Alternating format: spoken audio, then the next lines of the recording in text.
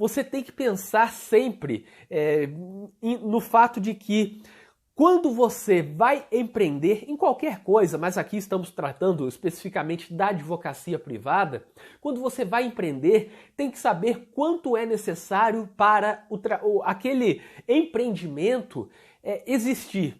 Em outras palavras, você já vai começar o mês tendo uma ideia de que você tem que fazer X coisas, X trabalhos para ficar no zero. Você não vai começar o seu mês no zero. Você já começa o seu mês de trabalho com os gastos da anuidade da OAB, e aí você pode dividir por 12 para ter uma ideia. Você tem gasto de luz, telefone, tudo aquilo que eu já falei. E você já tem que saber que esse é o seu gasto mensal. Ou seja, talvez você já comece o seu mês no dia 1º, quando você chega ao escritório, você já chega com uma despesa de 2.000, 3.000, 5.000 reais. Você sabe que neste mês já está começando com 5.000 negativo. Então, quanto que você tem que fazer? O que você tem que fazer para chegar a zero?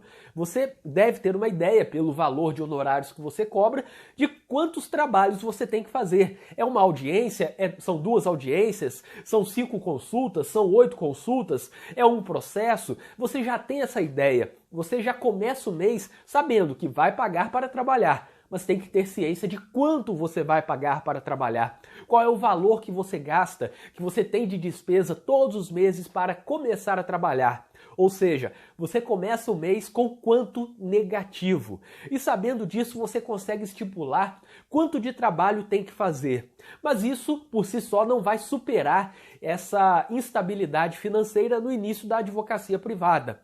Por isso que eu sempre sugiro que, se não tem muitas condições de sobreviver a esse início da advocacia, onde tem muita despesa e nenhum cliente, o ideal é tentar ser associado de algum escritório, até ter uma renda mais volumosa, ter uma renda um pouco maior, se tornar mais conhecido, e aí, sendo mais conhecido, conhecendo mais pessoas, tendo mais parceiros, tem mais chance de conseguir indicações, de conseguir processos, e aí tem mais chance de renda.